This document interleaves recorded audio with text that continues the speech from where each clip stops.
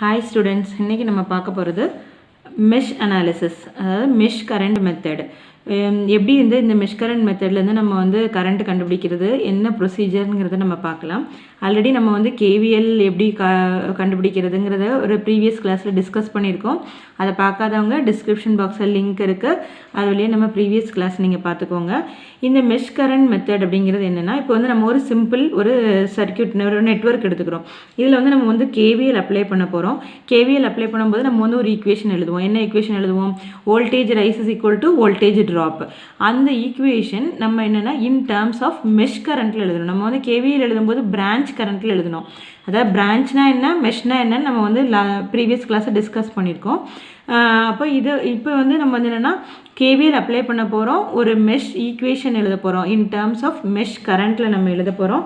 எழுதி அந்த ரெண்டு ஈக்குவேஷனை சால்வ் பண்ணால் நமக்கு மெஷ் கரண்ட் கிடைக்கும். இன்கேஸ் நமக்கு பிரான்ச் கரண்ட் கேட்டிருக்காங்க அப்படின்னா அதை நம்ம கண்டுபிடிக்கலாம். அதெல்லாம் நான் திருப்பியும் கூட எக்ஸ்பிளைன் பண்ணுறேன். நீங்கள் இதை பார்த்துட்டு நம்ம அடுத்தடுத்து நம்ம ப்ராப்ளம் செய்யும்போது என்னென்ன ஸ்டெப்ஸ் ஃபாலோ பண்ணணும்னு நமக்கு தெரியும். ஃபஸ்ட்டு ஸ்டெப் என்ன அப்படின்னா, each mesh is assigned a separate mesh current. இப்போ மெஷ்ங்கிறது என்னன்னு பார்க்கலாம். அதாவது லூப் அப்படிங்கிறது ஒரு க்ளோஸ்டு சர்க்கியூட் தான் லூப். நம்ம பார்த்தப்போம் மெஷ்ஷும் ஒரு க்ளோஸ்டு சர்க்கியூட் தான். மெஷ்ஷோ லூப்போ ஒரு க்ளோஸ்டு சர்க்கியூட் தான். ஆனால் இதில் சின்ன டிஃப்ரென்ஸ் என்ன அப்படின்னா, இப்போ இது ஃபுல்லாக எடுத்தாலும் நம்ம லூப்புன்னு எடுக்கலாம். ஆனால் இதை மெஷ்ஷுன்னு எடுக்க முடியாது. என்னென்னா ஒரு சிம்பிளஸ்ட் ஃபார்மாக, அதாவது திருப்பி நம்ம அதை பிரிக்க முடியாது இருக்குது. இப்போ இங்கே எடுக்கணும்னு வச்சுக்கோங்க, இந்த R1 எல்லாமே சேர்த்து எடுக்கும் அப்படின்னா அது ஒரு லூப். ஆனால் இதை ரெண்டாக பிரிக்கலாம், திருப்பி ஒரு லூப்பாக பிரிக்கலாம், இங்கே ஒரு லூப்பாக பிரிக்கலாம். அப்போ மெஷ் அப்படிங்கிறது என்னென்னா ஒரு சின்ன லூப்பு, அதை திருப்பி பிரிக்க முடியாது.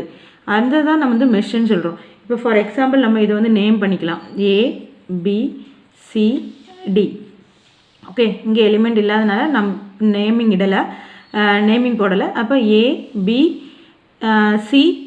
ஓகே, இப்போ நம்ம ஒரு லூப்புன்னு எடுக்கும்போது ABCDA இது எல்லாமே ஒரு லூப்புன்னு எடுக்கலாம். ஆனால் இதை மெஷ்ஷுன்னு எடுக்க முடியாது. மெஷ் சின்ன லூப்பாக இருக்கணும். அப்போ நமக்கு இதில் எத்தனை நீங்கள் ஒரு சர்க்யூட் பார்த்த உடனே அதில் எத்தனை மெஷ் இருக்குதுன்னு ஃபஸ்ட்டு கண்டுபிடிக்கணும். இப்போ இந்த சர்க்யூட்டை பார்த்த உடனே உங்களுக்கு தெரியுதா எத்தனை மெஷ் இருக்குது? அதாவது இப்போ இந்த சர்க்யூட் பார்த்திங்கன்னா ABDA இது ஒரு சின்ன லூப்பு. இதுக்கு மேலே இதை பிரிக்க முடியாது. திருப்பி பிரிக்க முடியுமா? லூப்பு க்ளோஸ்டு சர்க்யூட்டை இதுலேருந்து நம்ம செப்பரேட் பண்ண முடியாது. அப்போ இதுதான் ஒரு மெஷ். ஓகே, இப்போ அடுத்தது பார்த்திங்கன்னா BCDB இது ஒரு சின்ன க்ளோஸ்டு லூப். அப்போ இது ஒரு மெஷ். அப்போ இந்த நெட்வொர்க்கை பேஸ் நமக்கு எத்தனை மெஷ் இருக்குது? 2 மெஷ் இருக்குது. ஓகே, ஸோ 2 மெஷ் இருக்குது. அப்போது எத்தனை மெஷ் இருக்கோ அத்தனை மெஷ் ஈக்குவேஷன் நமக்கு வரணும், அத்தனை மெஷ் கரண்ட் வரணும். ஓகே, இப்போ 2 மெஷ் இருக்குது. அப்போ நம்ம மெஷ் கரண்ட் ஃபஸ்ட்டு அச்சீவ் பண்ணணும். Each mesh is assigned a separate mesh current. Mesh current நம்ம அச்சீவ் பண்ண போகிறோம். அதை அச்சீவ் பண்ணும்போது என்ன வரும்னா, எப்பயுமே இந்த மெத்தடை பொறுத்தளவில் நமக்கு ஆல்வேஸ் இன் கிளாக்வைஸ் டைரக்ஷனில் தான் மெஷ் கரண்ட் அச்சீவ் பண்ணுறோம். அப்போது இப்போ இந்த ABDA இந்த மெஷ்ஷுக்கு நான் ஒரு மெஷ் கரண்ட் அச்சீவ் இன் கிளாக்வைஸ் டைரக்ஷன். அதை நான் I1ன்னு எடுக்கிறேன். ஓகே, ஸோ அடுத்த மெஷ் அதாவது BCDB இந்த மெஷ்ஷுக்கு அகெயின் நான் என்ன பண்ணுறேன், ஒரு கிளாக்வைஸ் டைரக்ஷனில் அஸ்யூம் பண்ணுறேன். அதை I2ன்னு எடுக்கிறோம். நம்ம ஆனால் KVLல இங்கே ஒரு சோர்ஸ் இருக்கிறதுனால கரண்ட்டு இந்த டைரக்ஷனில் ப்ளஸ்லேருந்து போகிற மாதிரி எடுத்துருப்போம், இங்கேருந்து ப்ளஸ்லேருந்து போகிற மாதிரி எடுத்துருப்போம்.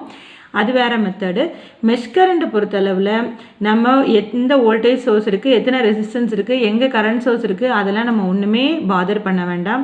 ஃபஸ்ட்டு எத்தனை மெஷ் இருக்குதுன்னு பார்க்குறோம், எத்தனை மினிமம் ஸ்மால் லூப் எதுன்னு பார்க்குறோம், அதான் மெஷ்ஷு.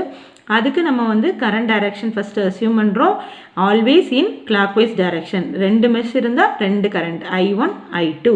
ஓகே, ஸோ அடுத்த ஸ்டெப் என்னன்னா, write the equation for each mesh in terms of mesh current. இப்போது நம்ம மெஷ் கண்டுபிடிச்சி கரண்ட் டைரக்ஷன் அசியூம் பண்ணியாச்சு. பை அப்ளையிங் கேவிஎல் நம்ம இந்த ஒரு மெஷ்ஷுக்கும் கேவிஎல் அப்ளை பண்ணி ஒரு ஈக்குவேஷன் எழுத போகிறோம். இன் டேர்ம்ஸ் ஆஃப் எதில் எழுதணும், இந்த I1 I2, அதாவது in terms of mesh current I1 I2வில் நம்ம வந்து எழுத போகிறோம். எழுதும்போது நம்ம ஏற்கனவே எப்படி இந்த ரைஸ் ஃபால் எப்படி கண்டுபிடிக்கிறது அப்படின்னு சொல்லிட்டு நம்ம வந்து கிர்ச்சாஃப்ஸ் லால ஆல்ரெடி பார்த்துருக்கோம். அதை நீங்கள் ஒன்று கூட அந்த வீடியோ வந்து நீங்கள் திருப்பி ரெஃபர் பண்ணிக்கோங்க. அதாவது ரைஸ் இன் வோல்டேஜ் வந்துச்சு அப்படின்னா பாசிட்டிவ், ஃபால் இன் வோல்டேஜ் வந்துச்சுன்னா நம்ம வந்து நெகட்டிவ்னு எடுக்கிறோம். ஸோ இப்போ வந்து ஃபஸ்ட்டு நம்ம வந்து இந்த இதுக்கு எப்படி ஈக்குவேஷன் எழுதலான்னு பார்க்கலாம். ஃபஸ்ட்டு ஒரு மெஷ் எடுக்கிறோம், மெஷ் 1. ஃபஸ்ட்டு மெஷ் என்ன மெஷ் எடுக்கிறோன்னா ABDA இந்த ஒரு மெஷ் எடுக்கிறோம். இந்த மெஷ்ஷில் நம்ம எப்படி வந்து ஈக்குவேஷன் எழுதுறதுன்னு பார்க்கலாம். ஃபஸ்ட்டு இங்கே பாருங்கள், இதே இதில் நம்ம போகிறோம். இந்த இதில் எழுதும்போது இப்போ I1 டைரக்ஷன், இந்த கரண்ட் டைரக்ஷனில் தான் நம்ம போகிறோம். ரெசிஸ்டன்ஸில் எப்பயுமே வோல்டேஜ் ட்ராப் ஆகும். பிகாஸ் ஒரு கரண்ட் ஃப்ளோ ஆகும்போது அங்கே வந்து ரெசிஸ்டன்ஸில் வோல்டேஜ் ட்ராப் ஆகும். அப்போது இது வந்து எப்பயுமே ப்ளஸ் மைனஸாக தான் இருக்கும். இது நீங்கள் கன்ஃபியூஸ் ப்ளஸ் மைனஸ் போடுறதுல உங்களுக்கு கன்ஃபியூஷன் வந்துச்சுன்னா நீங்கள் அதை கூட நீங்கள் போடணும்னு இல்லை. அதுக்கு பதிலாக ரெசிஸ்டன்ஸில் எப்பயுமே வோல்டேஜ் ட்ராப், அதை நீங்கள் ஞாபகம் வச்சுக்கோங்க. ரெசிஸ்டன்ஸில் வோல்டேஜ் ட்ராப், ஏன்னா இதுவும் சேம் டைரக்ஷனில் இருக்கிறதுனால வோல்டேஜ் ட்ராப்னால் நம்ம என்ன பண்ணணும், மைனஸில் எழுதணும். அப்போ மைனஸ் மைனஸ் கேவிஎல் அப்ளை பண்ணுறோம். அப்போ வோல்டேஜ் என்னன்னு எழுதணும். அப்போ மைனஸ் இதோட இங்கே உள்ள வோல்டேஜ் என்ன, இதோட ரெசிஸ்டன்ஸ் வந்து ஆர், கரண்ட் வந்து ஐ. அப்போ வந்து என்ன I1, ஓகே, R1 I1. அப்போ I1 into R1. Okay, so இந்த ரெசிஸ்டன்ஸு ட்ராப்புங்கிறதுனால வோல்டேஜ் ஃபாலின் வோல்டேஜ் ட்ராப் இருந்தால் நம்ம நெகட்டிவ்னு எழுதுகிறோம். ஸோ மைனஸ் எழுதியாச்சு. அதோட கரண்ட் என்ன, ரெசிஸ்டன்ஸ் என்னன்னு கண்டுபிடிக்கிறோம், I இன்ட்டு ஆர் எழுதியாச்சு. ஓகே, செகண்ட் நம்ம இங்கேருந்து இப்போ AB இது முடிச்சாச்சு. இந்த இதுக்கு வரோம், R2 இந்த பிரான்ச் BD அப்படிங்கிறது ஒரு பிரான்ச், நம்ம ஏற்கனவே டிஸ்கஸ் பண்ணியிருக்கோம். BD இது வந்து ஒரு பிரான்ச்சு. இப்போ பாருங்கள், இந்த பிரான்ச் வந்து காமன் பிரான்ச், ஏன்னா இது வந்து மெஷ் 1லேயும் கனெக்ட் ஆகிருக்கு, மெஷ் 2லேயும் கனெக்ட் ஆகிருக்கு. அப்போ இந்த காமன் பிரான்ச்சில் நம்ம எப்பயுமே கரண்ட் எடுக்கும்போது ரொம்ப கேர்ஃபுல்லாக எடுக்கணும். இப்போ நம்ம எழுதுறது என்னது, மெஷ் ஈக்குவேஷன் ஃபார் மெஷ் 1க்கு எழுதுகிறோம். அப்போ இந்த R2வில் நீங்கள் பாருங்கள், இப்போ இந்த சைடு கூட வருது. இப்போ I1 இந்த மாதிரி ஃப்ளோ ஆகும்போது இந்த சைடு என்னது, I1 ஃப்ளோ ஆகும். இப்போ அதே இது கரண்ட் I2 இப்படி ஃப்ளோ ஆகுது. இங்கேருந்து I2 ஃப்ளோ ஆகி வரும்போது இந்த சைடு என்ன வரும், I2 ஃப்ளோ ஆகும். அப்போ இந்த பிரான்ச்சில் R2வில் I1ம் ஃப்ளோ ஆகுது, I2வும் ஃப்ளோ ஆகுது. அப்போது algebraic sum of both the current is the equal to the total current in the R2 resistor. Okay, so இப்போ இது கிரேட்டராக இருந்தால் I1 minus I2, in case I2 கிரேட்டராக இருந்தால் I2 மைனஸ் I1 அப்படி எழுதணும். பட் இப்போ நமக்கு எது கிரேட்டர் நமக்கு தெரியாது. நம்ம ஆன்சர் கண்டுபிடிச்சதுக்கு அப்புறம் தான் எது கிரேட்டர்னு தெரியும். ஸோ அதுக்கு முன்னாடி நம்ம இப்போ மெஷ் ஈக்குவேஷன், ஃபஸ்ட்டு மெஷ்ஷோட ஈக்குவேஷன் எழுதும்போது எப்பயுமே we have to give preference to எந்த மெஷ் எழுதுகிறோமோ அந்த கரண்ட்டுக்கு தான் ப்ரிஃபரன்ஸ் கொடுக்கணும். அப்போ I1க்கு தான் ப்ரிஃபரன்ஸ் கொடுக்கும். அப்போ நம்ம மெஷ் ஈக்குவேஷன் எழுதும்போது இந்த பிரான்ச்சுக்கு எழுதும்போது I1 தான் நம்ம வந்து ஹையர்னு நம்ம கன்சிடர் பண்ணிக்கிறோம். ஓகே, ஸோ எனிவே இந்த ரெசிஸ்டன்ஸில் வர்றதுனால வோல்டேஜ் என்ன ஆகும், resistance drop in voltage negative. அப்போ நம்ம என்ன பண்ணணும், நெகட்டிவ்னு எழுதியாச்சு. இப்போ வந்து ரெசிஸ்டன்ஸு நமக்கு வந்து தெரியும், R2 தான் ரெசிஸ்டன்ஸு. அப்போ கரண்ட் என்ன, கரண்ட் வந்து I1ம் ஃப்ளோ ஆகுது, I2வும் ஃப்ளோ ஆகுது. அப்போ நமக்கு வந்து I1 ஈக்குவேஷன், ஏன்னா ஃபஸ்ட்டு மெஷ்ஷோட எழுதுறதுனால I1 தான் நம்ம கிரேட்டர்னு கன்சிடர் பண்ணுறோம். அப்போது கரண்ட் வந்து I1 மைனஸ் I2. ஓகே, இது புரியுதா? அதாவது எப்பயுமே நமக்கு வந்து இந்த ஈக்குவேஷனை மட்டும் கரெக்டாக எழுதிட்டோம் அப்படின்னா அதுக்கடுத்து சால்வ் பண்ணுறது தான், அது ரொம்ப ஈஸி. அதனால் ஈக்குவேஷனில் வந்து இந்த ப்ளஸ் மைனஸ் மாறாமல் நீங்கள் பார்த்துக்கணும்.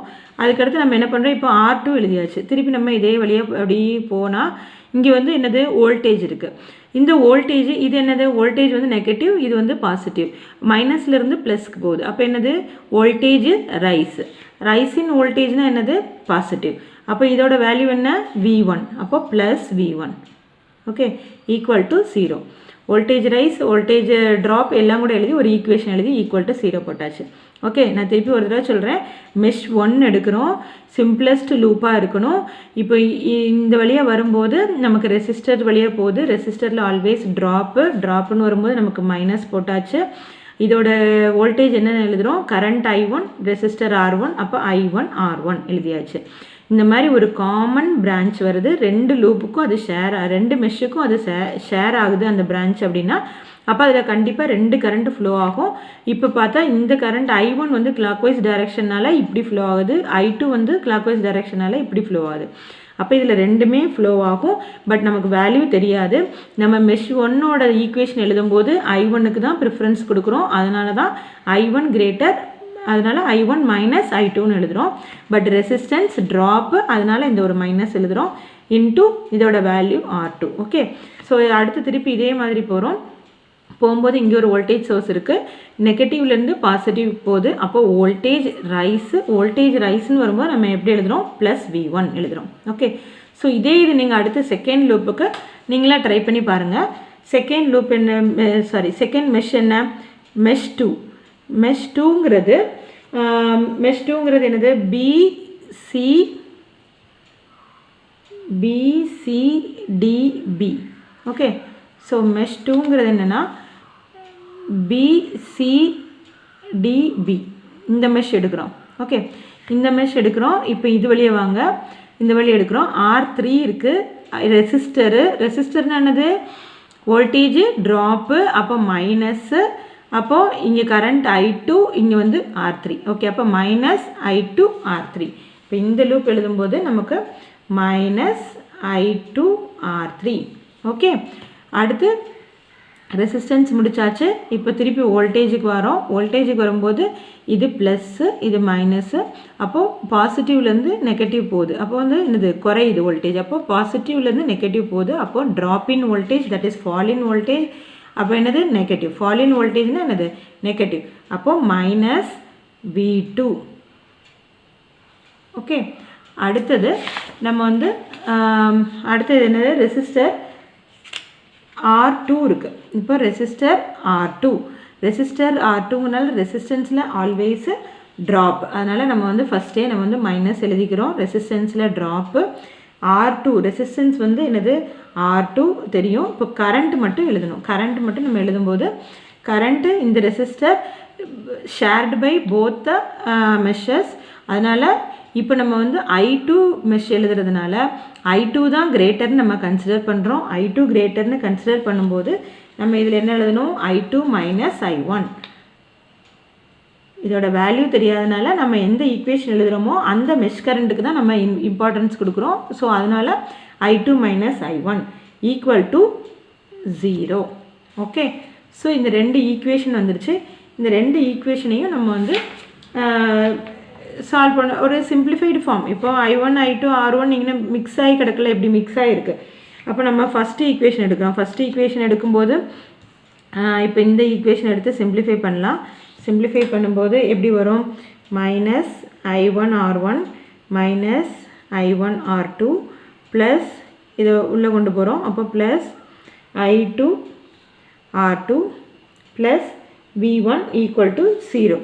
ஓகே, அப்போ மைனஸ் I1 காமனாக வெளியே எடுத்தோன்னா R1 plus R2 plus I2 R2 plus V1 equal to 0. இப்போ எல்லாத்துக்கும் சைன் மாற்றுறோம், ப்ளஸ் மைனஸை மாற்றினோன்னா I1 into R1 plus R2 minus, ஏன்னா இங்கே ப்ளஸ் மாற்றினால இங்கே minus R2 I2 R2 minus V1 equal to 0. அப்போ நம்ம இப்போ கடைசியாக ஃபைனலாக எப்படி எழுதுகிறோம், I1 R1 plus R2 minus I2 R2 equal to V1. So இப்படி ஒரு ஈக்குவேஷன் எழுதியாச்சு. இப்போ ஒரு ஈக்குவேஷன் நமக்கு கிடச்சிருச்சு. ஓகே, இப்போ வந்து ஃபஸ்ட்டு மெஷர் சால்வ் பண்ணி ஒரு மெஷ் ஈக்குவேஷன் எழுதியிருக்கோம். நம்ம ஃபஸ்ட்டு ஸ்டெப்லேயே சொன்னோம்ல, ஒரு மெஷ்ஷுக்கும் நம்ம வந்து மெஷ் ஈக்குவேஷன் எழுதணும் in terms of mesh current. அப்போ இது என்னது, இது மெஷ் கரண்ட் I1 I2ல் நம்ம வந்து ஒரு KVL அப்ளை பண்ணி ஒரு மெஷ் ஈக்குவேஷன் எழுதியிருக்கிறோம். ஓகே, ஸோ இதே மாதிரி நம்ம வந்து செகண்ட் ஈக்குவேஷனையும் சிம்பிளிஃபை பண்ணணும். அதே செகண்ட் ஈக்குவேஷன் எழுதியாச்சு, நம்ம எழுதின அதே ஈக்குவேஷன் தான். ஸோ இது எப்படி சிம்பிளிஃபை பண்ணுறது, minus R3 I2 minus V2 minus I2 R2, இதை மைனஸை உள்ளே கொண்டு போய் நம்ம மல்டிப்ளை பண்ணுறோம், plus I1 R2 equal to 0. So இதை சிம்பிளிஃபை பண்ணி எழுதும்போது நமக்கு I1 R2 minus I2 R2 plus R3 equal to V2. இது செகண்ட் ஈக்குவேஷன். அதாவது KVL அப்ளை பண்ணி ஒரு செகண்ட் மெஷ்ஷுக்கு நம்ம வந்து ஒரு ஈக்குவேஷன் எழுதியிருக்கிறோம் in terms of mesh current. இது வந்து ஃபஸ்ட் ஈக்குவேஷன். ஓகே, இப்போ நம்ம கொடுத்துருக்க நெட்வொர்க்கில் வச்சு நம்ம ரெண்டு ஈக்குவேஷன் எழுதியாச்சு in terms of mesh current. I1 I2ங்கிற மெஷ் கரண்ட்டை வச்சு நம்ம வந்து KVL அப்ளை பண்ணி ஒரு ஈக்குவேஷன் எழுதியாச்சு. இந்த ரெண்டு ஈக்குவேஷனையும் சால்வ் பண்ணி I1 I2 கண்டுபிடிக்க வேண்டியதுதான். அதுக்கப்புறம் அவங்க வந்து ப்ராப்ளமில் என்ன கேட்டிருக்காங்க, எந்த இடத்துல உள்ள கரண்ட்டு கேட்டிருக்காங்க என்னென்னு கண்டுபிடிச்சிட்டு அதை நம்ம ஆன்சர் எழுத வேண்டியதான். இதில் வந்து இன்னொரு இம்பார்ட்டன்ட் பாயிண்ட் என்னென்னா, ஒரு இப்போ நம்ம சால்வ் பண்ணி ஒரு I1ஓட வேல்யூ என்ன I2ஓட வேல்யூ என்னன்னு நம்ம வந்து கண்டுபிடிச்சிடுவோம். பட் இப்போ இன்கேஸ் I1ஓ I2ஓ நமக்கு வந்து நெகட்டிவில் வருது அப்படின்னா என்ன அர்த்தம்? நெகட்டிவில் வந்துச்சு அப்படின்னா நம்ம இப்போ வந்து ஃபார் எக்ஸாம்பிள் நமக்கு வந்து ஒரு -10 வோல்ட்டுன்னு வருதுன்னு 10 ஆம்பியர் வருது, -10 ஆம்பியர் வருதுன்னா கரண்ட் வந்து 10 ஆம்பியர் தான். This minus sign indicates it flow in the opposite direction. இது வந்து ஒரு ஆப்போசிட் டைரக்ஷனில் ஃப்ளோ ஆகுது அப்படிங்கிறது அதான் இந்த மைனஸ் சைன் இண்டிகேட் பண்ணுது. அப்போ ஆப்போசிட் டைரக்ஷன் என்னது?